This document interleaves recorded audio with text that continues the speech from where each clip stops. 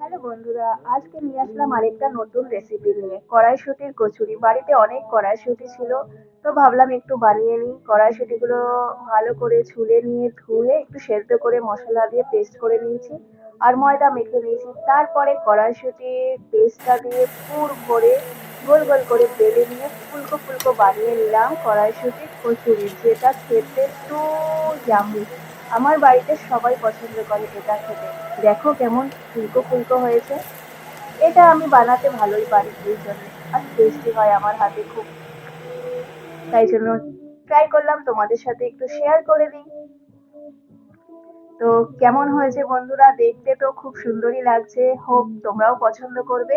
খেতেও দারুণ টেস্টি হয়েছিল আর সব কটা গোল গোল একদম ফুলকো ফুলকো হয়েছিল, গরমা গরম, খুবই টেস্টি লাগছিল। আর বন্ধুরা, যদি আমার ভিডিও ভালো লাগে প্লিজ আমার ভিডিওতে লাইক কমেন্ট করো আর আমার চ্যানেলটা সাবস্ক্রাইব করে নিও। Thank you so much.